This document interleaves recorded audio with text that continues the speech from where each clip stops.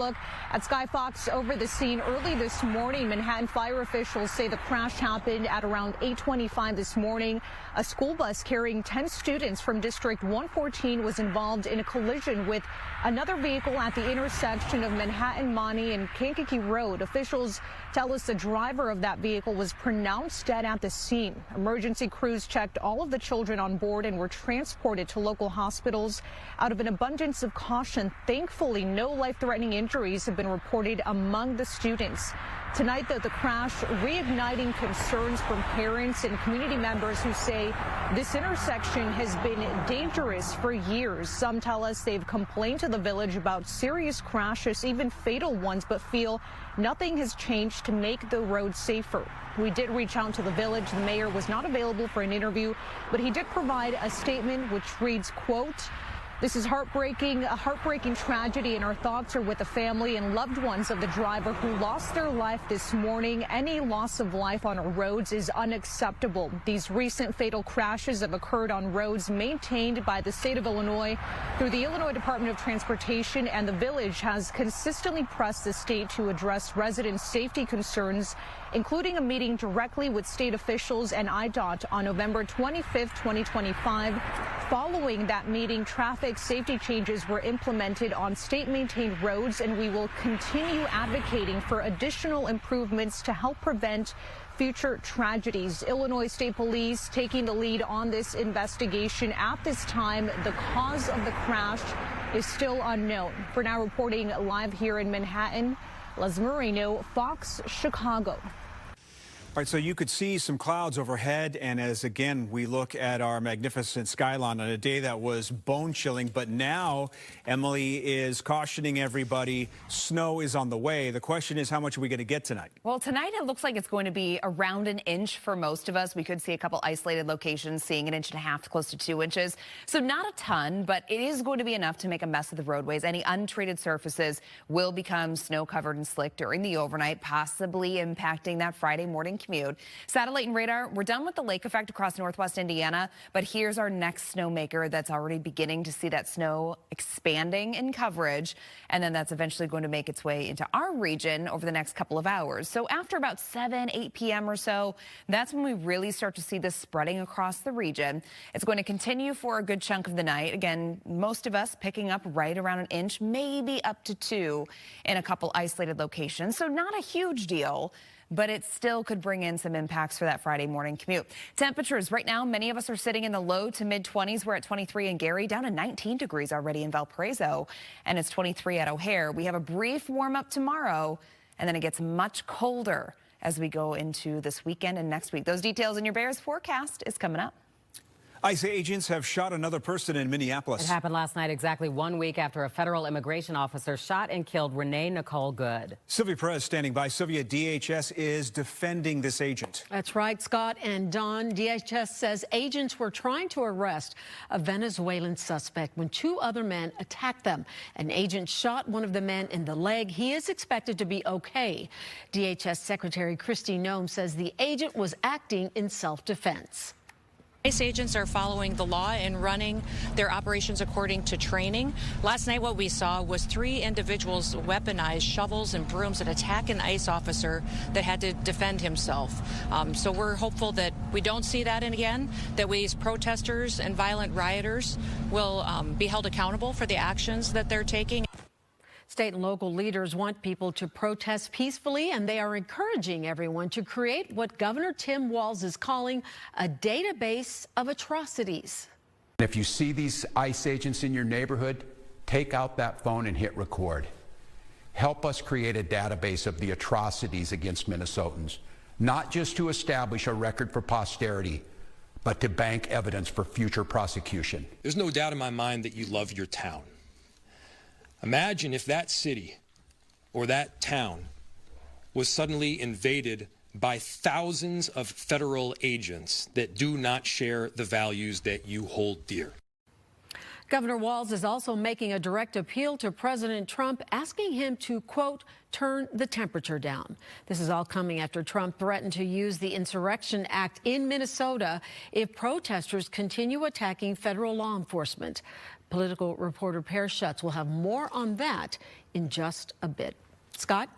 All right, Sylvia, thank you for that update. The family of Renee Good is now pursuing their own separate investigation. They've retained Chicago civil rights attorney Anthony Romanucci. His firm is launching a civil probe. He joined our Chicago Live digital show to discuss the case.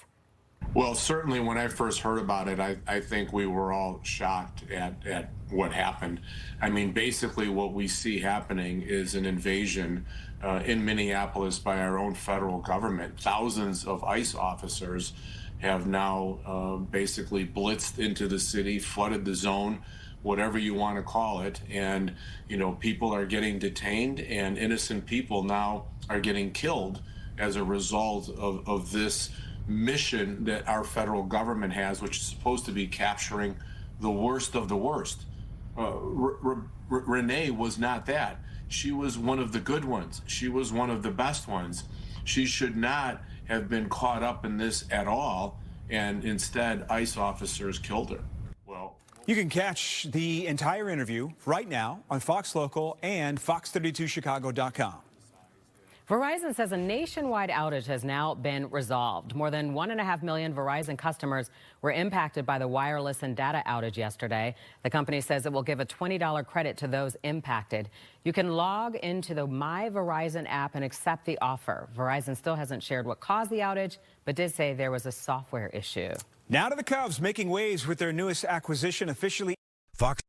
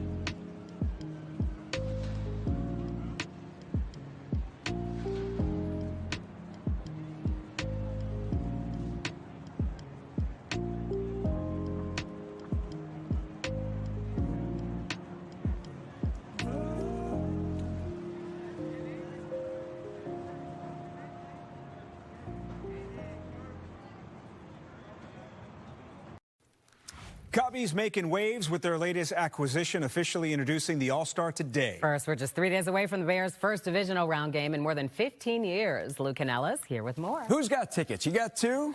I'll sell them for you. Bears practicing in today's cold. It was forced by the coaches. And they're forcing the Bears to practice without heaters on the sidelines, looking for any type of advantage against the Rams. And Alex Bregman's handling the cold with no problem. He is fitting into the city's sports scene, hitting Blackhawks and Bulls games after word leaked out during the Packers' comeback he was signing with the Cubs. Bears with another wild finish against the Packers. He saw that. He was watching the game, Alex Bregman was. First half, they couldn't get anything going offensively, fell behind 21-3. Their defense spurred the comeback, and the second half chase started, leading to their seventh come-from-behind victory. So what is the secret behind always coming back? confidence is born of demonstrated ability. And so they've demonstrated to themselves that they can be in these tough moments, and they can just keep swinging. And the message really to those guys, it's not going to take a superhuman effort. It's going to take our best effort to be as clean as we can. You know, we gotta focus on the process and just one play at a time. Don't look at the scoreboard, and we'll climb right back into this thing where we want to be. Yes, they will. Other big sports story, three-time All-Star Alex Bregman officially introduced as a Cub today. Signed a 5-year, $175 million deal Wednesday. Guy's won 2 World Series titles and says he wants another. I'm a winning baseball player and focused on winning, and in talking with Jed and Carter throughout this process, I know that the Cubs organization is focused on winning, and I'm looking forward to doing that and winning a championship here. The city of Chicago loves sports, and they love winning, and hopefully we can win a lot for them. Number 3. So did you talk to Nico Horner about number 2? And is that somebody you're looking forward to playing with? I'm definitely looking forward to it. No, I didn't talk to him. I wore number 3 because I wanted a 3rd championship. I love that my man Matt Spiegel from The Score asked that question. Coming up later in sports, we'll have much more on both of these stories. Reports from Cassie Carlson with the Bears at Hallis Hall, Tina Wynn with Alex Bregman, and the Cubs at Wrigley Field. Dawn. Thank you, Lou. With Venezuela's future and her own political fate on the line, opposition leader and Nobel Peace Prize winner Maria Corina Machado met with President Trump at the White House today. She is hoping to get the president to back her as the next leader of Venezuela. She has the support of many lawmakers in Washington and had publicly offered to share her Nobel Prize with Trump, a recognition he has long coveted. Right now, Trump is allowing Maduro's Vice President, Delcy Rodriguez, to run the country while his administration takes control of its oil industry. They have been extremely cooperative. They have thus far met all of the demands and requests of the United States and of the president. President Trump has suggested the U.S. would oversee Venezuela until elections can be held, but the timeline for that remains unclear. In Iran's capital, it was quiet today as the regime's security crackdown moves from the streets to closed doors. This was the scene just days ago, and now thousands of those demonstrators have been arrested. Others are being killed by security forces. But most experts say the protests will return because the government has not solved the problem. And the problem is an economic problem, is inflation, is mass, incompetence of running of the economy. So those demonstrations will come back again unless the economy is fixed. And government is now referring to the protesters as terrorists, and police are looking for Starlink internet dishes, which are being used to get information out of the country. But President Trump says Iran has given assurances that it will hold off on executions for now, as long as the violence stops. The president has also threatened military action against Iran to stop it from targeting those protesters. Iran's foreign minister indicated to Fox News he wants a new round of talks with the U.S. to find a diplomatic solution to the crisis. Paris. Well, President Trump is threatening to invoke the Insurrection Act against Sylvia as protests ramp up in Minneapolis. It has only been invoked a few dozen times in the history of the nation. Now, the president has teased this before, but seemed to step up the threats today with a post on social media threatening to take action if Minnesota officials, in his mind, don't do more to quell the unrest after yet another agent-involved shooting. Now, according to UIC legal scholar Stephen Schwinn, the act has been invoked 30 times, most recently in Los Angeles during the 1992 Rodney King riots, and that was with the cooperation with California's governor at the time. Schwinn explains the act does allow the president to deputize National Guard and military personnel onto the streets of U.S. cities, but he says it's not the same thing as martial law. If the president invokes the Insurrection Act, the president can order military authorities and National Guard to enforce federal law themselves directly. And so that's part of the strength of the Insurrection Act. Having said that, the Insurrection Act itself doesn't authorize the president to order the military to create a kind of martial law situation.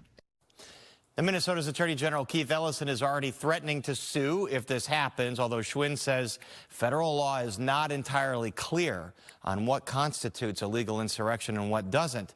And he believes courts would likely defer to the president's judgment. Now, the act has also been invoked during the 1960s civil rights movement to enforce integration of public schools. Some scholars have theorized that the Trump administration's aggressive deportation techniques would lead to confrontation and are the culprit for the unrest we've seen, although Schwinn says the image in Minnesota don't appear to rise to the level. The courts are going to defer heavily to the judgment of the president in this regard, but based on everything that I've seen coming out of Minneapolis and Minnesota more generally, there's no call for invoking the Insurrection Act here. The triggers just are not implicated. There's no rebellion, there's no insurrection, there's nothing even close to that. And moreover, to the extent that there is, violence or unrest in Minneapolis, for example, many would argue it's the federal government's own doing. Now, interestingly, the Insurrection Act was invoked here in Chicago in the late 1800s by then-President Grover Cleveland to quell railroad strikes.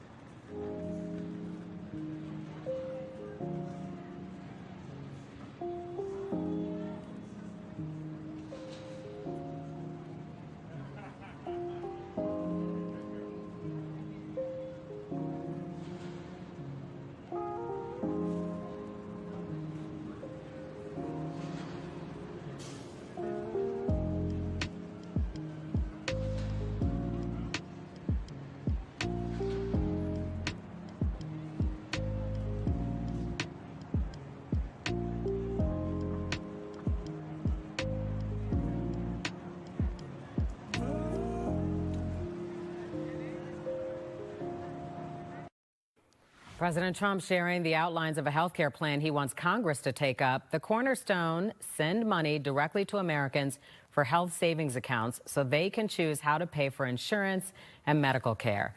Democrats argue it's not enough and will not replace the tax credits that just expired at the start of the year, spiking monthly premiums.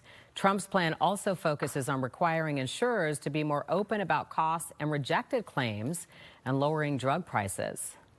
So instead of Americans paying the highest drug prices in the world, which we have for decades, we will now be paying the lowest cost paid by any other nation. So any other nation that's paying the lowest cost, that's what we're going to pay, and the American people will get the savings. There are not a lot of details on the plan, including how much money each person would get. It's not clear when or if Congress will move forward with it. 45 people across the country, including Illinois, have gotten sick because of a now recalled diet supplement.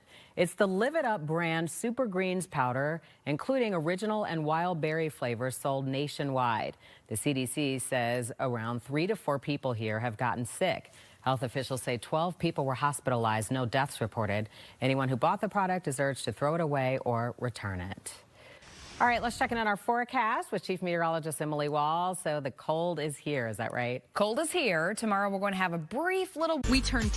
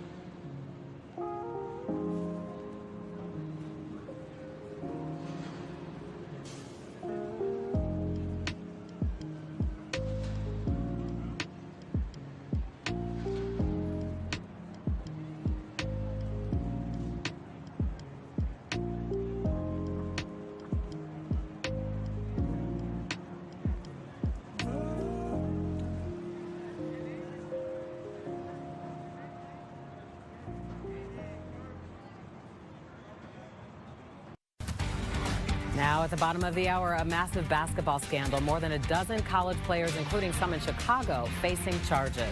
A new support center opening here in Chicago. The aim is to help women returning from prison. First, we have new information tonight. A Chicago alderman tells us last night's fatal shooting in Morgan Park was drug-related. One man dead, 2 others wounded. It happened at around 8:30 at 111th in South Longwood. Brett Bagansky is live at the scene. Brett, you spoke with Alderman Matthew O'Shea hours ago.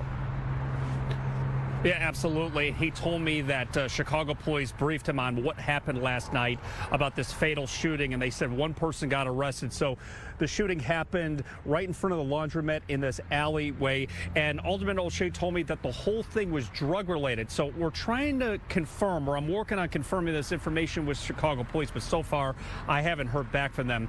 But here's what we were able to confirm with the Cook County Medical Examiner's Office, that the person who died from the shooting last night here in Morgan Park is 28-year-old Vincent Quindon from Chicago. So you're seeing video from the Citizen app, which shows 2 crime scenes. The first one is where the reported shooting happened here at 111th and Longwood, but then about 3 blocks away, video shows crime tape around a white van at Prospect and Homewood, and you can see what appears to be multiple bullet holes on the car.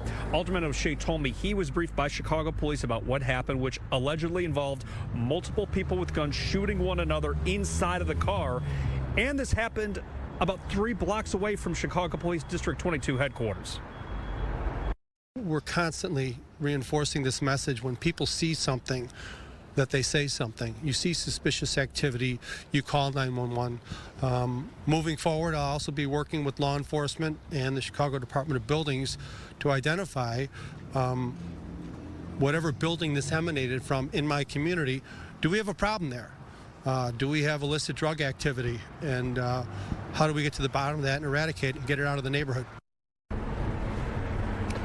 And we haven't confirmed the information with Chicago police about the 2 other people involved in this, but we do know that one of them is in critical condition after being shot multiple times. The other one is considered to be in good condition after that person was shot in the foot. We're going to have much more tonight for you at 9 o'clock. But for now, we are live in Morgan Park tonight. Brett Bagansky, Fox Chicago.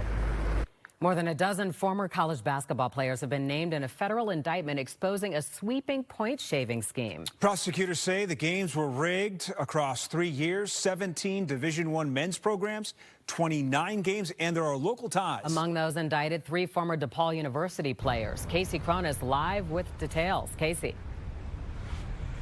And the NCAA says it is aggressively pursuing sports betting violations. In this case, players were making up to $30,000 per game to underperform.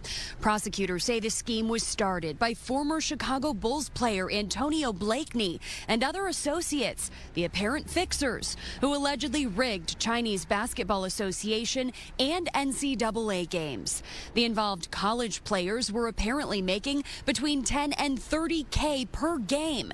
The federal indictment out of Pennsylvania names more than a dozen former college ball players, including 3 former DePaul teammates, Jalen Terry, Deshaun Nelson, and Macabre Etienne.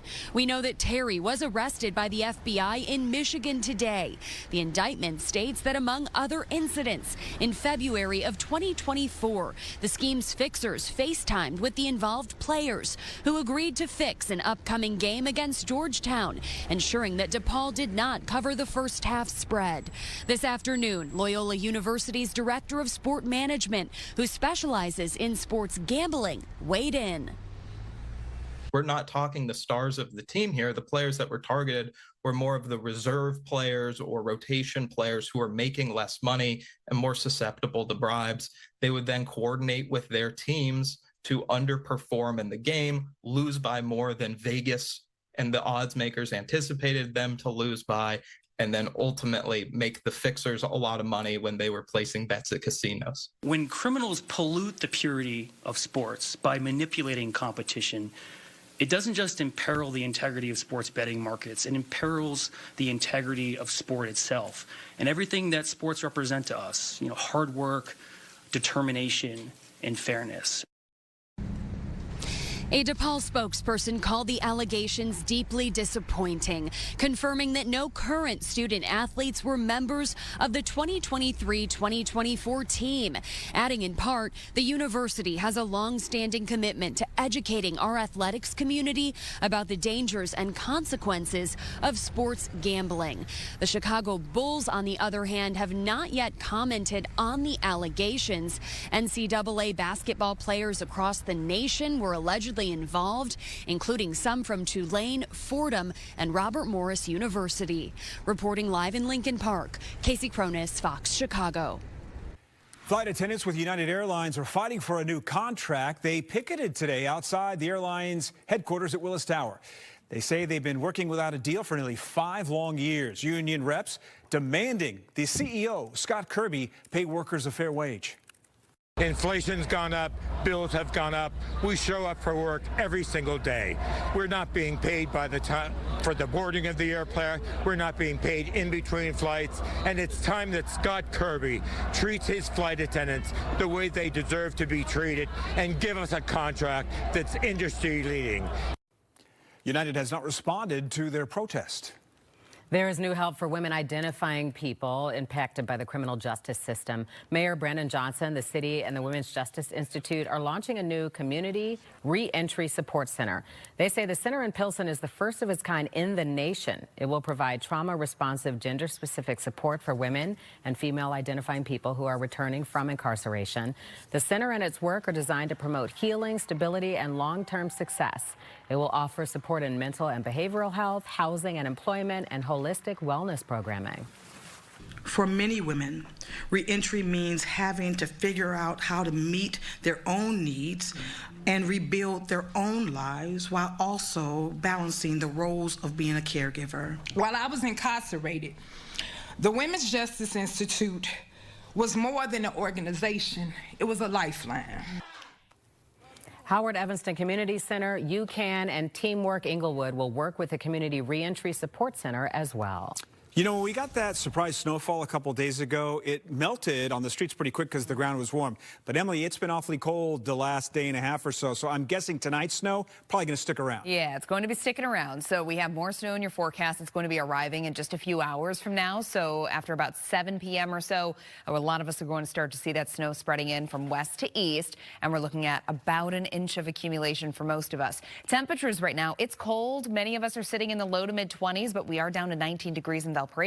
Same thing in Michigan City. It's 23 at O'Hare and in Gary, 22 in Aurora, and we're down to 20 in Woodstock. Here's where we're headed. So again, next few hours, we start to see that snow spreading in. It's going to be light to moderate, so I'm not expecting really heavy snow rates with this, but with the cold temperatures, any untreated surfaces are very quickly going to become snowy and slick throughout the overnight. By daybreak tomorrow, we're still going to have at least some light snow around the area, and then through the day tomorrow, spotty snow showers are still going to be possible. So just know that your Friday morning commute, it could be impacted. I don't think it's going to be treacherous travel out there, especially if you're traveling a lot of main roads, but we still could be dealing with some snow-covered areas out there tomorrow morning. And then scattered snow showers will continue with little to no accumulation during the day on Friday, and your high temperatures are expected to be in the mid-30s. So there is going to be an element of melting taking place tomorrow as well. So mid-30s expected during the day. So a lot of this, if there is anything that's left over on the roadways, we will end up seeing some melting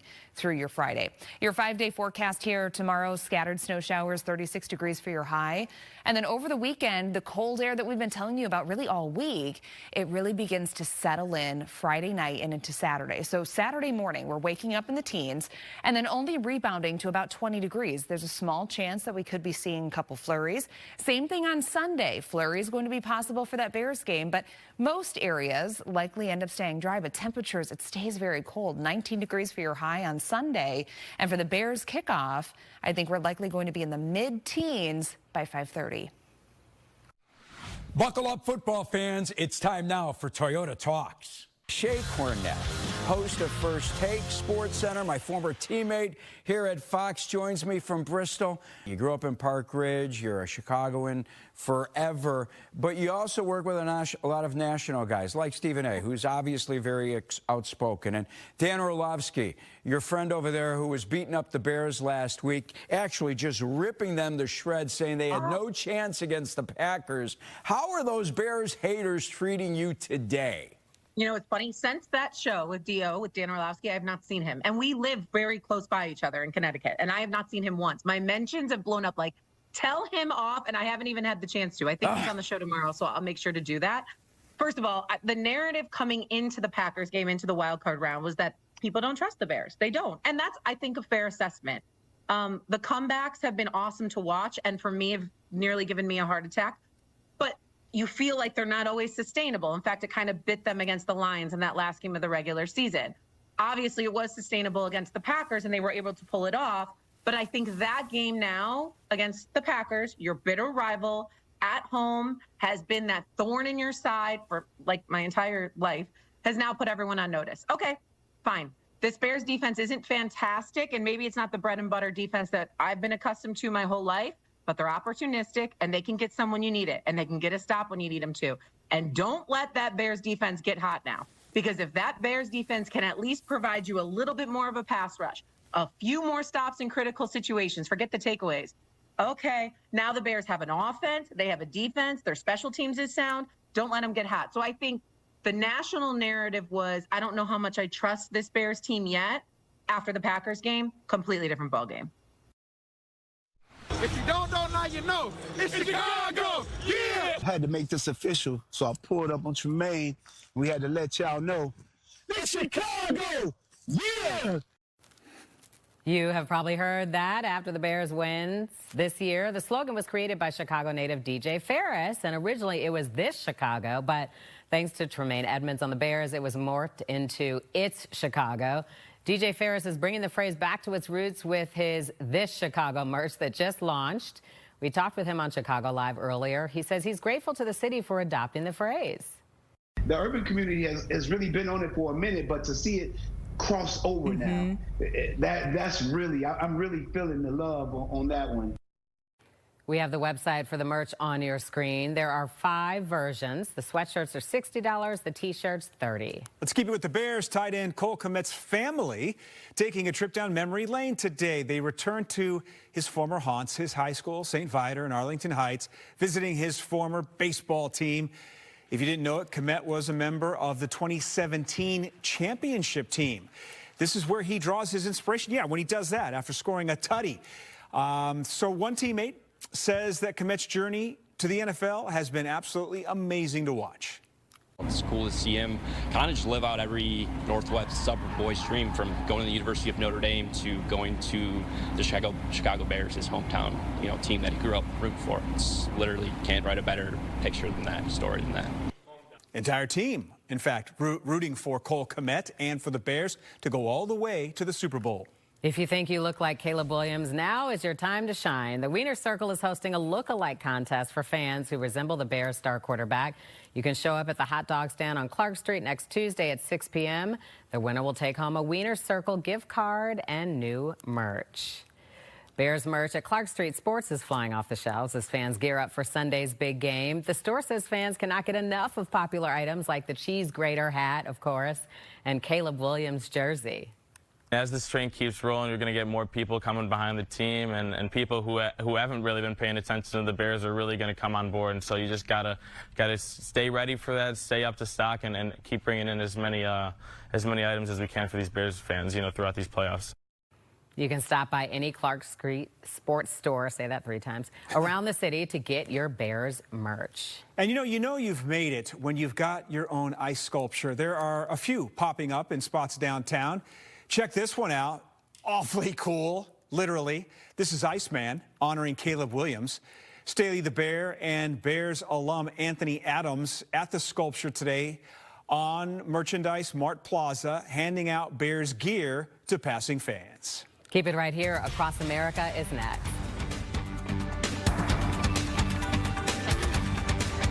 Injured.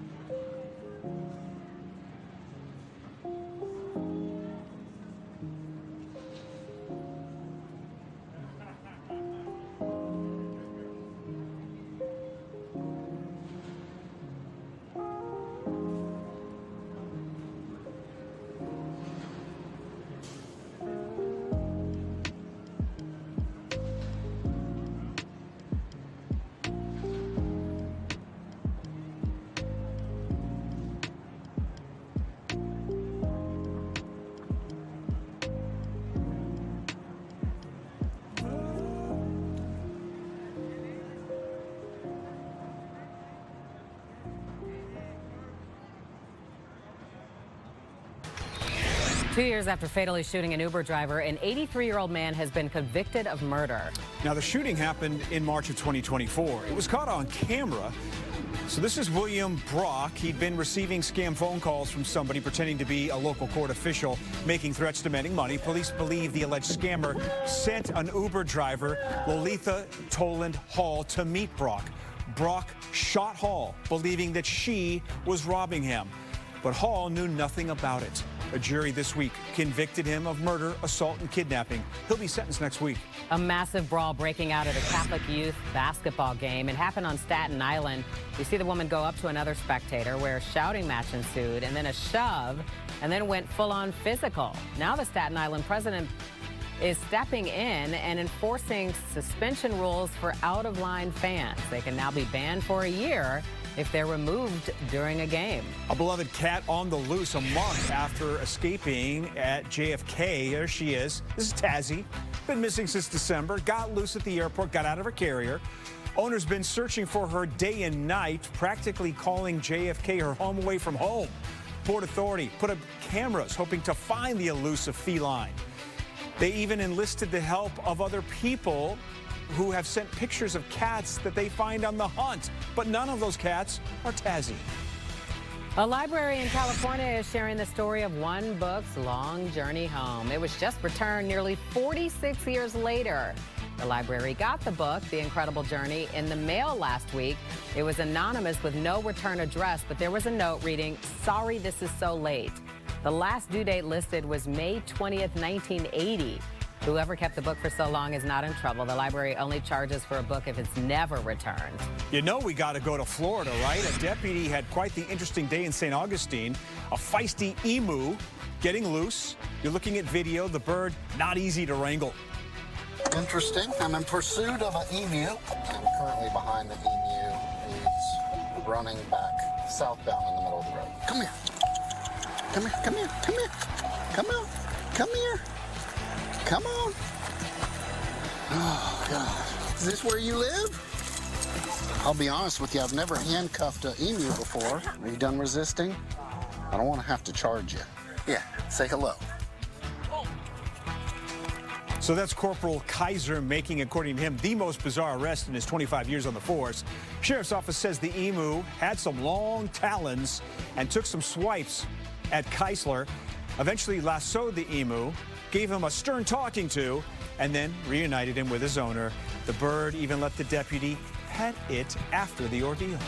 An 11-year-old Houston runner is making history after crossing the finish line at a half marathon. Lionel Mendoza broke a world record for his age group, running it in just 1 hour, 23 minutes. That means he averaged a 6-minute mile for 13 miles. His mother said his first race was a 5K at 7 years old. He also trains several nights a week during the school year and runs long distance on weekends with friends and coaches. No matter who you are, if you just started or if you've trained a lot, just keep going and do the best you can. One of my favorite things used to be to follow him in a race and to watch when he would pass grown men, especially who was like 7 or 8, to see their reaction when he would pass them. They kind of do a double take, and that was very entertaining to see. The 5th grader already has his sights set on the future. One of his goals this year, becoming #1 in the nation at the Junior Olympics. Well, you have nightmares about stuff like this, right? Losing your luggage, but not in the way that you might imagine. Adding insult to injury, not only did the airline lose some poor guy's luggage, baggage claim put his underwear on display for everybody to see at the airport.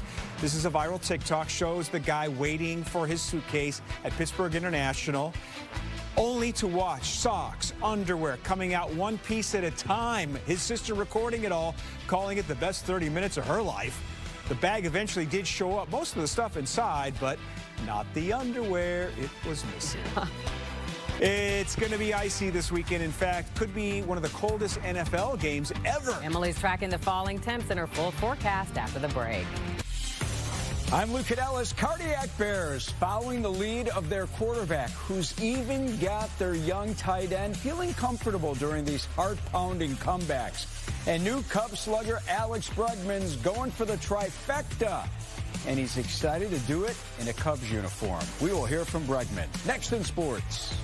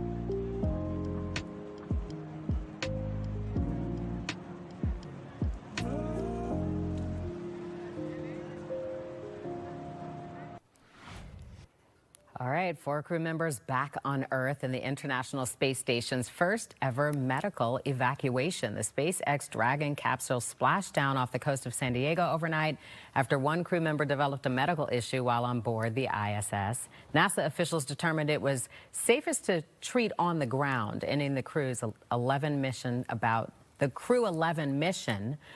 a month earlier than planned.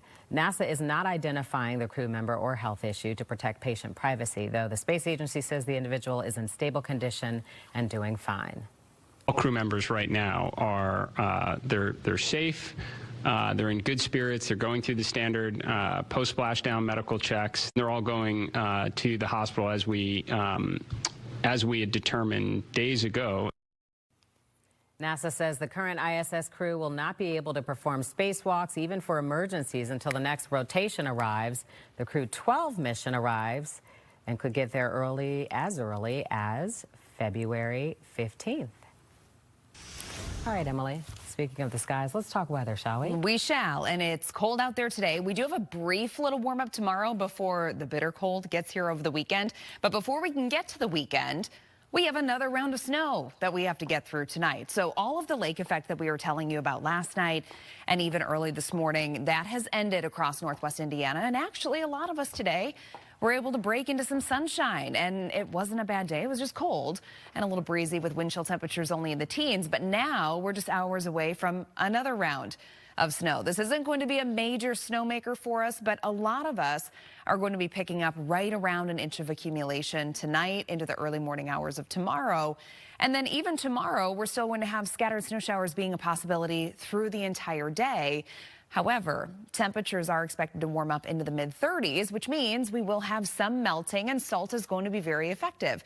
So when it comes to your Friday morning commute, yes, there are going to be some impacts, but a lot of the heavier and more steady snowfall should be coming to an end prior to the morning rush. Most areas picking up right around an inch, but a couple isolated locations could be closer to 2, just depending on if we get any of those heavier bursts of snow to set up. So futurecast, here comes the snow tonight, and then tomorrow morning, I think there's going to be a fine little push moving through. I have the clock stepped here around 8 a.m.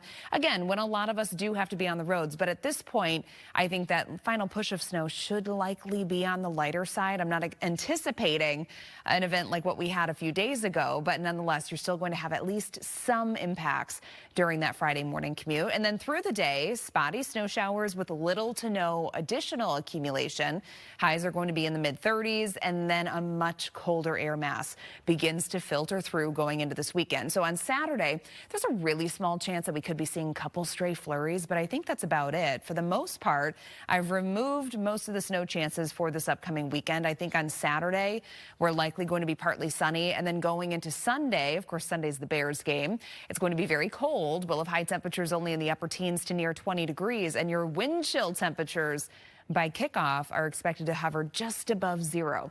Your temps right now, many of us are sitting in the low to mid 20s. We are in the teens now in Valparaiso. Wind chill temperatures are sitting in the teens right now. Here's where we're headed. Mid 30s tomorrow, 20 on Saturday, but then teens are expected Sunday and Monday. By Monday morning, we could actually be waking up to temperatures that feel, so wind chill temperatures, like 10 to 20 degrees below zero. Now, looking beyond the next 5 days, we're still trending below average, so it's going to stay cold, not just this weekend, but next week as well. 7-day forecast, 36 degrees tomorrow. We're at 20 on Saturday. Sunday, a couple flurries, 19 degrees for your high, and then we drop into the single digits, just barely above zero by Monday morning. Back to you. Cubs introducing their newest All-Star today. But first, the Bears are fine-tuning with the big game just days away. Lou is here with more. Yeah, no more such thing as walkthroughs. Let's work hard getting ready for this game. Bears are preparing by practicing outdoors without heaters this week, while the Rams work out in Los Angeles, where it's 82 degrees and beautiful. Rams won in real cold weather last year against the Jets, who stink. Coach Sean McVay calling it the coldest game he's been part of. They then lost to the Eagles in cold Philadelphia during the playoffs. Here's Cassie Carlson. The Bears fairly healthy heading into Sunday's divisional, especially in the secondary, with both C.J. Gardner-Johnson and Kyler Gordon back and healthy just in time to face the league's top passing and scoring offense. You got to defend both of us. You see Philly struggled with us when we both played, so it's like we get another rink at them. I'm glad that my guy get to go through another playoff game. We got a plan in place for both those players to have a role, in all down and distance situations. Gardner-Johnson played against the Rams last year in the divisional in Philly, not taking too much stock in the talk about the weather impacting the Rams' play. They played in the snow last year in the divisional round, so, if we talk about weather, whoop-de-doo. Weather don't affect nobody if you ask me. I feel like when it's winter go home, that's what affects you more than the weather. The Bears will have to prove yet again they can keep up in another winter go home game, but feel confident, which all stems from the play of their quarterback. All of us on the offensive side of the ball, we're in that huddle. We all believe in ourselves and believe in each other that each of us are going to do our individual job to get to execute the play and to go, score a touchdown. I'm comfortable and all right, we got full control right now. So I think it just oozes out of Caleb and everyone else, and kind of just grab a hold of it. And with Ozzie Trapillo out for the rest of the season, Theo Benedict is gearing up to start at left tackle, saying he is leaning on his experience from starting 8 previous games this season, getting ready to go up against a Rams defensive front that has 49 sacks this season. At Hallis Hall, Cassie Carlson, Fox Chicago Sports. Thanks, Cassie. Fox Chicago is your spot for coverage of the Bears-Rams game Sunday. Kickoff with our broadcasts starts at 12:30. Yeah, a special Bears Game Day Live at 12:30. After the game, come back here to Fox Chicago for Caleb Williams, Ben Johnson, and Locker Room Reaction. We are all over it. We are your home of the Bears. All right, a year after failing to land him in free agency, the Cubs officially welcomed 3-time All-Star Alex Bregman. 5-year, $175 million deal. Third biggest contract in the history of the Cubs. Bregman's expected to be at Cubs convention this weekend if you're headed there to the Lowe's Hotel. He met with the media today at Wrigley, and our Tina Wynn was there. The Cubs front office have made a notable move this winter, officially signing Alex Bregman, one of the top free agents in the offseason, to a 5-year, $175 million deal, one of the richest deals in Cubs history. I'm a winning baseball player and focused on winning, and in talking with Jed and Carter throughout this process, I know that the Cubs organization is focused on winning, and I'm looking forward to doing that and winning a championship here. The city of Chicago loves sports, and they love winning, and hopefully we can win a lot for them. A 2-time World Series champ, a Gold Glove winner, and a proven all-star hitter, Bregman brings more than just a championship resume to the Cubs. 9.5 years of great production, elite strike zone control, He's got elite, swing decisions. He pulls the ball in the air for power. He plays great defense. He plays hard every day. With Bregman at third base, the Cubs could feature as many as 3 Gold Glove winners across their infield. As for Matt Shaw, Hoyer emphasized the organization still believes in him. We have a lot of really good, really versatile players, and I think that's a positive, and moving guys around the diamond, it works, and it can work really well. The Cubs have made some major moves this winter, adding Edward Cabrera and now Alex Bregman. Bregman confirmed with us that he will be wearing the number 3 because, well, he wants to win a 3rd championship. Reporting from Wrigley Field, I'm Tina Nguyen, Fox Chicago Sports. Plenty more from Tina and Cassie on a jam-packed edition of Chicago Sports Tonight. Former Bears quarterback Jim Miller, NFL Network's Jamie Erdahl also join me to look ahead to the Bears-Rams game. Plus, Casey Cronus with more on the DePaul players indicted in a college basketball point-shaving scheme. All coming up at 6 on Fox Local and 9:30 right here on Fox Chicago. Quickly, John Harbaugh's deal to become head coach of the Giants is expected to be for 5 years, $100 million. That's according to NFL insider Jordan Schultz. Seahawks quarterback Sam Darnold expected to play against the 49ers despite an oblique injury. We'll be right back.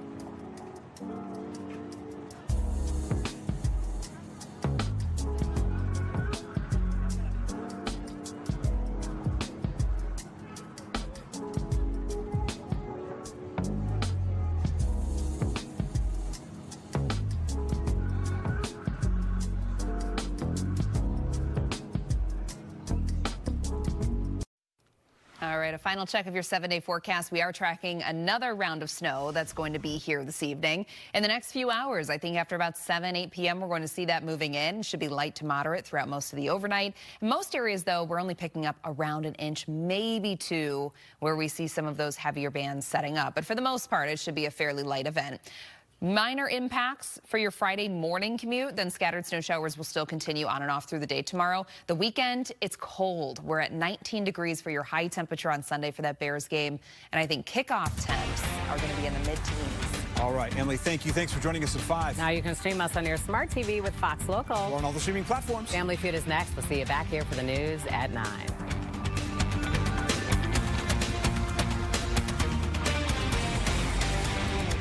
I grew up on a